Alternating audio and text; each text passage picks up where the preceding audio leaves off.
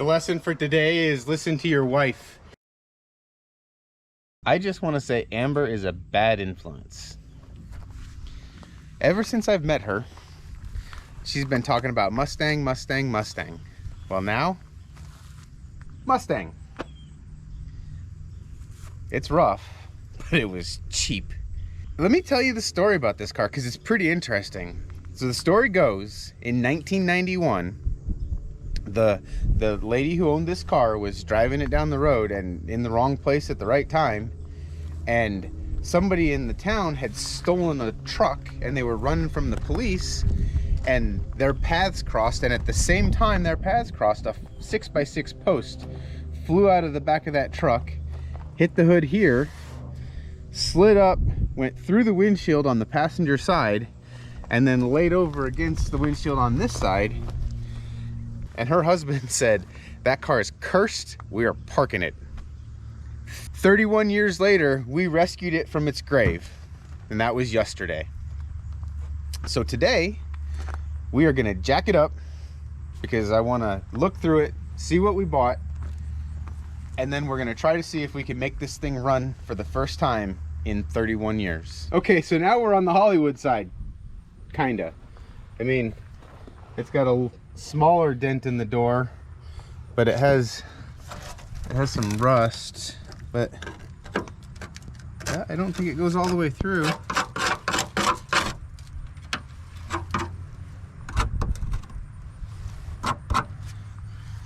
Yeah, I think that's just really bubbly surface rust.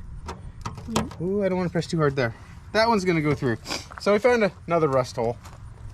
Let's open the passenger door and see what we find inside.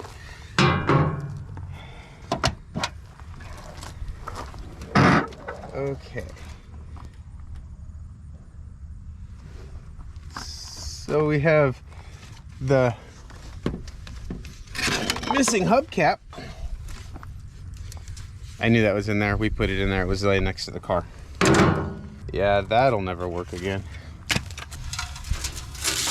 I'm pretty sure that's a 302 or a 5-liter valve cover. Maybe there's one of those under the hood. Let's see, 3. That's a 4-speed shifter. I think that starter was at the bottom of the ocean for a while. Or maybe there was an ocean in the back of this car for a while. Alternator. That's never gonna turn again. Pretty sure that's a Ford alternator. Yeah, that's all I'm gonna pull out of the back for now. We got daylight too. That's the rust hole that I knew that one was there. I saw that when we were looking at it. But I think the rest of the floor is in pretty good shape. I think that's a V8 oil pan. Weird.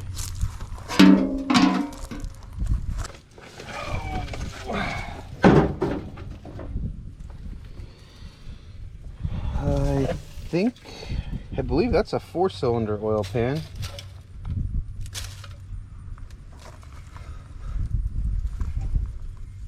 I don't think those belong to a Mustang.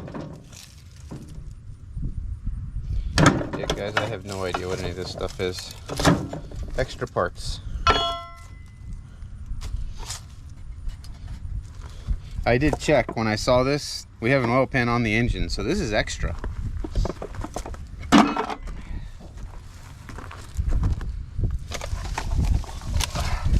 Oh, that's the problem with the car right there. It had Firebird floor mats. If I'm not mistaken, that's a small block Chevy motor mount pattern. Maybe it has a small block Chevy in it. I believe at some point that was the boot for a 4-speed shifter. I wonder if somebody was getting this car ready to go to scrap. We got our choice of broken mirrors. Big wide one or a smaller one.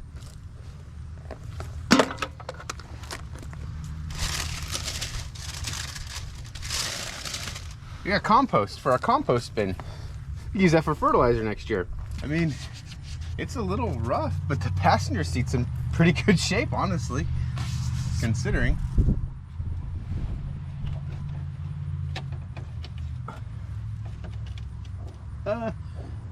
Yeah, you're gonna take my word for it. Nothing in there. All right, I think we're gonna go to the back and see what we find back there now. My rust checker is also gonna double for a... Oh, it's not. I'm gonna have to go get a longer key. Yeah, it's probably too long, but I didn't want to make another trip. Where's the piece you turn in there?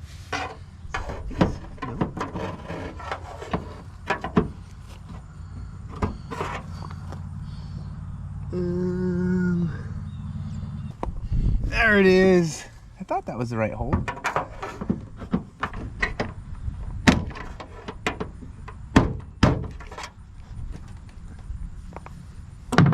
More tools. Well, you know what they say, if it doesn't move and it's supposed to, WD-40.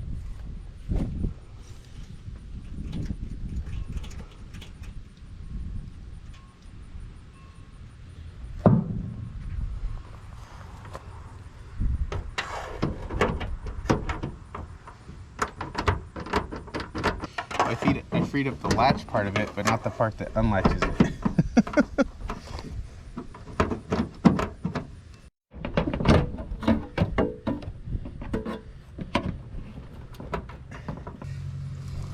Okay.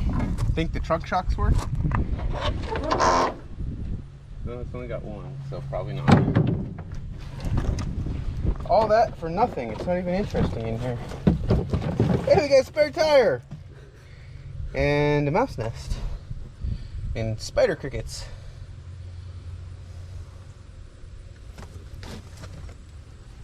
Look up. It's rusty. And a rusty deck lid. That doesn't surprise me. And hornet's nests. No hornets though. Well, so that just means that if we do anything with it, we gotta find a deck lid. See, I knew that's how you worked. You just didn't want to come open. Okay, I think we're done back here. Moving around, we'll go to the driver's side. Well, it's only got 2 pedals, so it's definitely not automatic. Looking at the door panels, I mean, but that's pretty easily replaceable. The carpet's definitely replaceable. The door panels aren't in terrible shape. They could be painted. The armrest, I imagine we could find one of those. So let's get up here and see what we find. It has a factory tack. Is that a rare option? I don't know. Shows 94,945 miles. I got no idea. It's really nothing interesting on this side. It's a oh, it's got AC down there at the bottom. I was told this is a non-AC car that has a dealer AC. So maybe, I don't know. Another pulley. Nothing really interesting up there.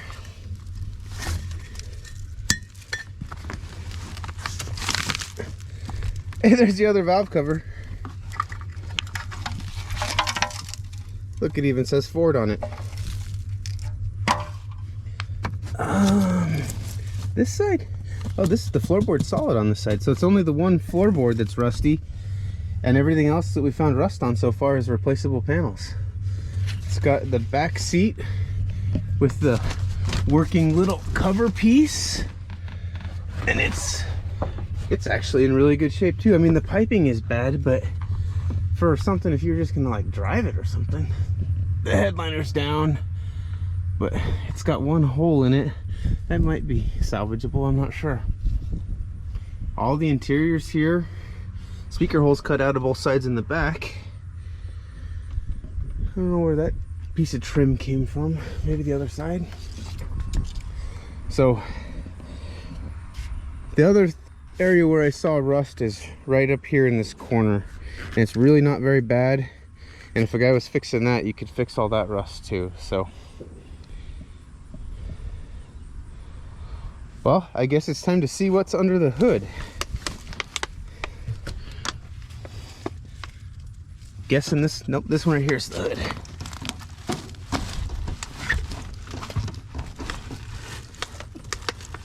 Huh. Hey, Amber, go tap on the hood for me.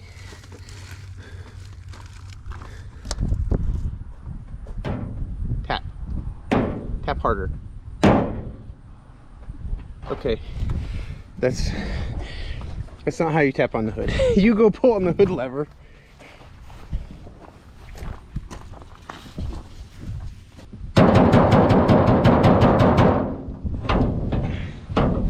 Good? Yep. All right, what's under here? It's not a V8. It's half a V8. 2300, it's a half of a really little V8. But it doesn't look like it's missing any major pieces. Like I said, I already was told the timing belt is broke. So the only experience I have with these cars and engines is a race car I had, and we didn't have this cover, so hopefully you can get that cover off without pulling the balance and everything off. This pulley is in bad shape. The rest of the pulleys are in bad shape. Looks like the alternator's not set up. It's trying to turn a little bit. There's some small mice nests, but I mean really not terrible. You can see that's the transmission.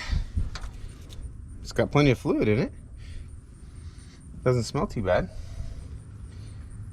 Maybe check the oil on one of these things. Anybody see the? Oh, there it is. It's hidden back here.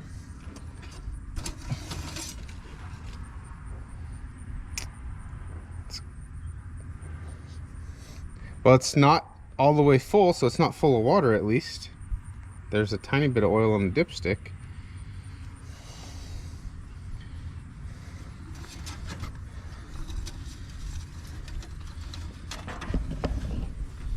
So this is where the battery's set, and there's a little bit of rust here, but that's not that big a deal. I don't think that's really structural. We could cut that little piece out. But if you look back here, I mean, there's hardly even surface rust on the strut towers, which is one thing I was told to look at when I went to go look at this car. The firewall looks like it's in pretty good shape. The frame rails, I mean, there's some surface rust on them, but I don't see any scaly rust or rust holes anywhere.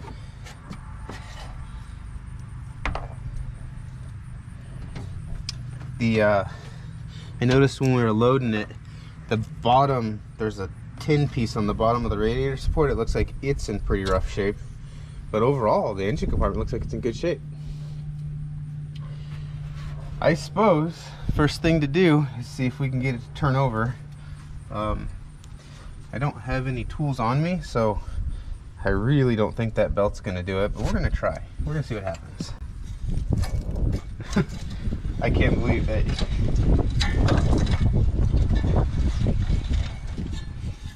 I wonder if it doesn't have any. Oh, the timing belt broke, so it wouldn't have any compression on all the cylinders anyway. Hey, look. Well, that's the coil wire. Where do they put? Oh, they put the coils over there on the Ford. So where's? Oh, there, hey, there's our missing spark plug wire too. I mean, it has compression, or maybe that's the belt riding up on those big rusty areas in it. I'm afraid if we're gonna try to run this, we're gonna have to probably find a balancer pulley or whatever goes down there. But I guess we'll take the air cleaner off and see what we find under there. I wonder where that oil came from. What oil? On there.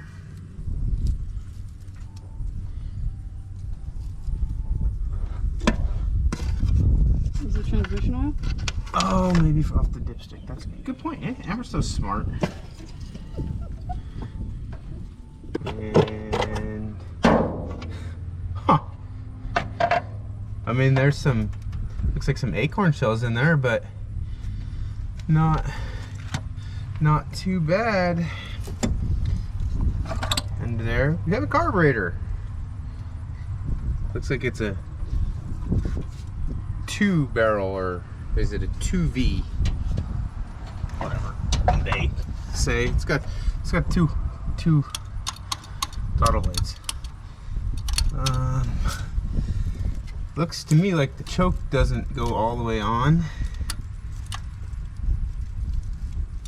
which is kind of weird, but it's got a 2-barrel, but only one of the barrels is currently operating. I don't know how that linkage works. Doesn't matter, because we don't need to get that figured out to see if it'll run. I'm gonna try to take this cover off and see if we can get that cam to turn, see if the top end's set up. Duraspark, I think that's the original equipment ignition box for this car.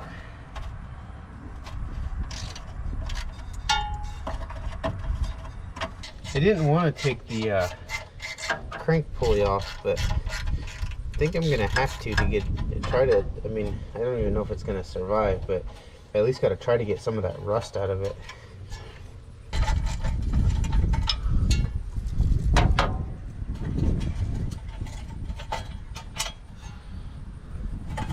Will it come out? Pull it out. I think so. Maybe. Almost there. Oh.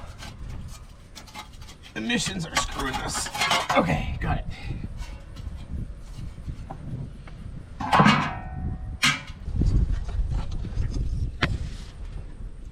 I think that's where it broke. So it actually, based on that, we're gonna have to we'll have to change it anyway. I didn't think about that. There's the auxiliary shaft down here that runs the fuel pump and the oil pump and the distributor that could have also been stuck that caused it to break. But it is not. All right, let's see if the top turns.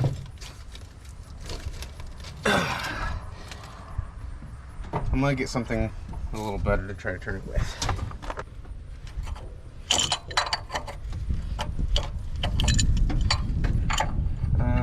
I don't think this is an interference motor.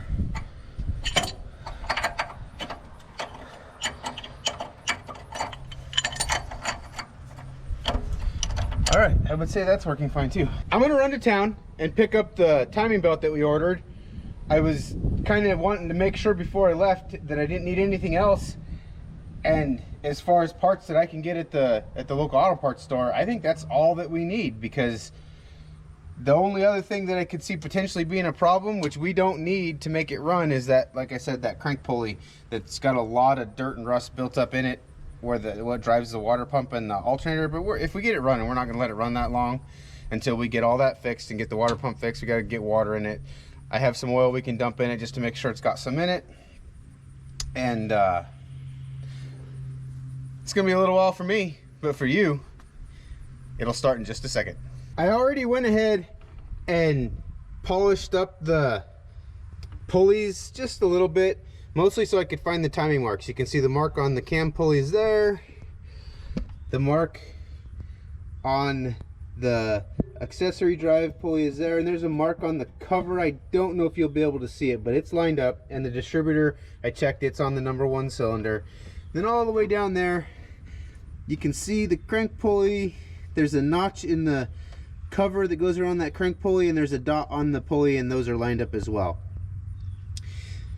I went ahead and moved our tensioner back, and we're not going to be able to run this very long with this tensioner. You can see it's got a rust hole in it right there from where that belt was sitting against it, but it spins free, so it should be good enough to see if it runs. If it runs, then it's worth spending a little bit more money and getting a tensioner and fixing that. Also, I cleaned the rust out of the V-groove on this balancer pulley, and as you can see through it now. So we're not going to be able to use this pulley, but it'll be good enough for right now to go ahead and get it started. And that has the timing mark, and I cleaned that up and marked 0 on that as well. I'm going to go ahead and put the timing belt back on now, release that tensioner and tighten everything up, and then we're ready to start going through our checklist to see if we can get this thing to fire up.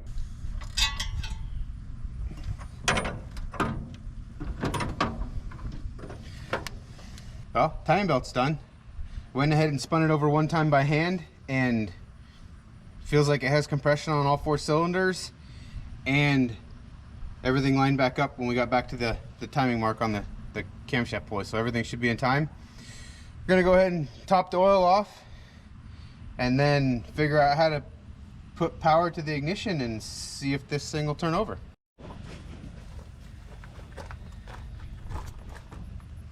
We're gonna change the oil after we get it running anyway, so I don't want to put good oil in it. So we got a little bit of everything. That's called recycling. Now we need to figure out how to get some fuel to the motor. And I think what I'm gonna do is I'm just gonna pull the tank out of my boat and we'll run it to the fuel pump, out of the fuel pump up to the carburetor. It has a filter here. I think for now we're just gonna go ahead and leave that filter, and we'll just run the boat tank over here and run it into the fuel pump and see if it'll run. And then if it runs, we'll change that filter and maybe put a inline filter if we're gonna drive it a little bit. Oh, that's awesome. Oh, that smells good. Whew. That's worse than the generator gas. Yeah, that's way worse than generator gas. Kind of burns your eyes. That's because it was probably better fuel when it was new. We're gonna go ahead and pull the steering wheel off, get in there, access the lock cylinder and remove it so that we can use the ignition switch to try to start it. I just don't want to destroy the wiring harness in this car. So we're gonna do it that way. We got the lock cylinder out of the ignition switch, and I don't think I damaged anything. It didn't come out the way I thought it was going to. Apparently you have to have a key to put these in the on position, and well, we didn't, and that led to some other issues, but we got it out. I don't think anything's broken. We should be able to put it back together, but for now, since there's a little washer installed down in there, you're not gonna be able to see it, but it prevents you from using a screwdriver to turn it on and off, but you can access the rod. So we're just gonna use a screwdriver to press the rod down when we're ready to try to start the car. But for now, we are ready to set a battery in this. And I have this battery. It's come out of a car I bought, and it was completely dead, and I charged it. And I think it's gonna work. It don't look like much, but it holds a charge and it load tests good. So we're gonna set it in there, plug everything in, and see if this thing will even try to turn over. I would say we have no juice getting anywhere. I can't imagine with the brand new condition of these battery cables, they could be the problem. I'm gonna grab a test light and see what I can find. Near as I can tell, stuff inside is switching and turning on. Fuses are going hot and turning off when I switch the ignition, but for some reason I can't get no start signal. So we're gonna take this wire off right here and just jump across this solenoid and turn it over with a screwdriver, see what happens.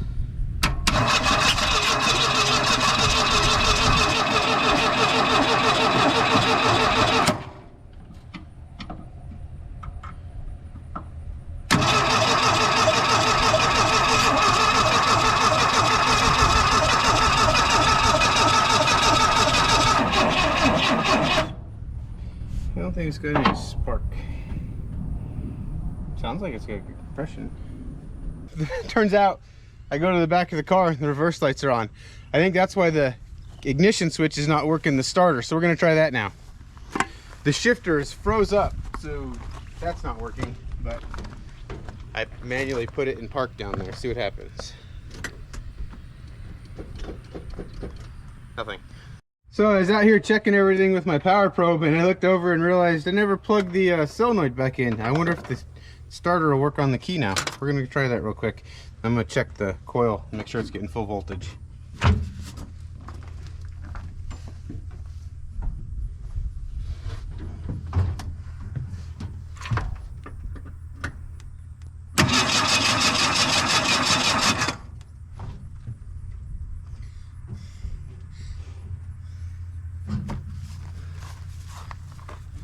Well, that's one thing fixed.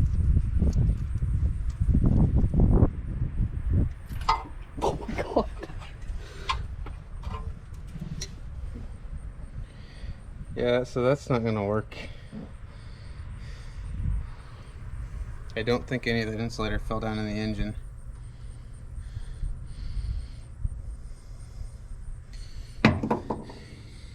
I don't really want to spend money to put plugs in it, but I suppose it sounds like it's got compression. It's turning over. As long as we can make it spark, it should run, right? And they're pretty nasty looking. Oh yeah, that one's nasty fouled with bad gas. I think it'll fire right up the plugs. Maybe. Yeah, that one's in bad shape too. Alright, I'm gonna go get plugs. We're gonna throw the battery charger on this, and then we're gonna try putting new plugs in it and see if it does any better. We went and got some plugs, put new plugs in it. We're just gonna try it again and see what happens. I don't think the accelerator pump is working, but it may be just the carburetor doesn't have enough fuel in it. So, but anyway, we dumped some down the carburetor. We're gonna see if it'll fire up this time. Now that it has good clean plugs, I don't know if that's gonna help or not, but they were in bad shape, and then that one just busted when I went to take it out to look at them, so we had to change them.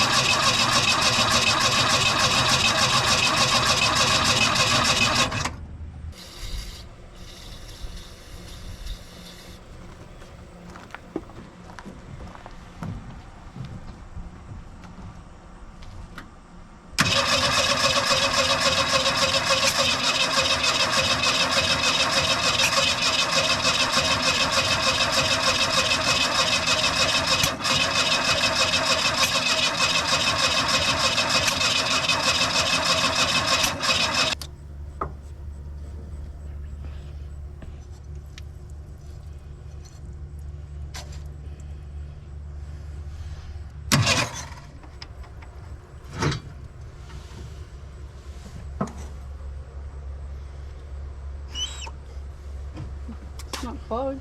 That's not plugged.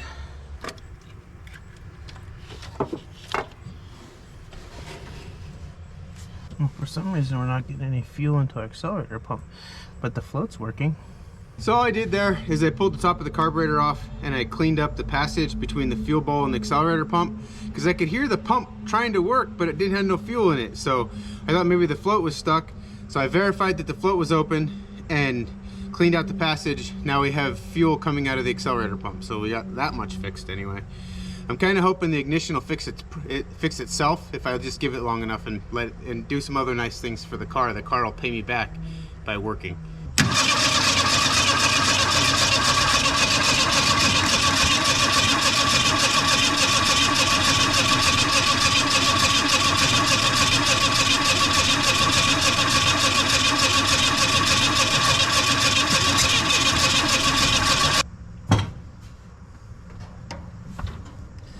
What I don't understand is it kind of smells like it's trying to burn fuel. Okay, we're gonna see what the fire looks like, or the spark looks like now with these new plugs. I still don't think it has enough spark. Go ahead, Amber. Push more? Yeah, push more.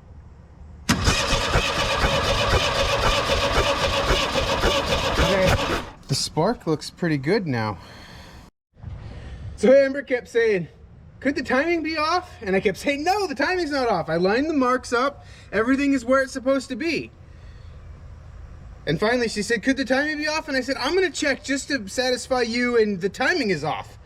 It was 180 degrees out. Somehow, at some point, this car must have had a timing belt or something, and they just used the distributor to set the gear, not the mark on the gear and the timing cover. I don't know.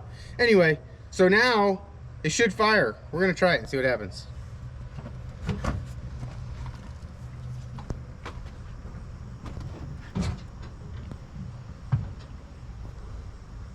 Ready? Yep.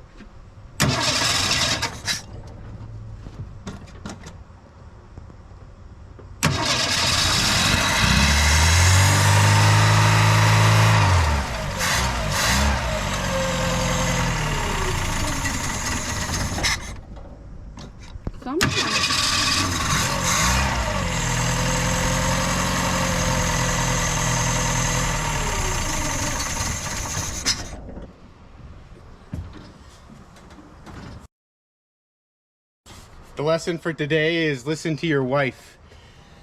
I don't know how that happened, but it's fixed now. Honestly, the motor sounds really good. I mean, it needs some stuff adjusted on the carburetor, I'm sure. And I might go ahead and order a carburetor kit just to, I kind of patched it back together. I don't know, I may not. But for sure, I'm gonna order the stuff to fix the ignition switch. We're gonna get belts on it, and most importantly, we're gonna figure out the tire situation.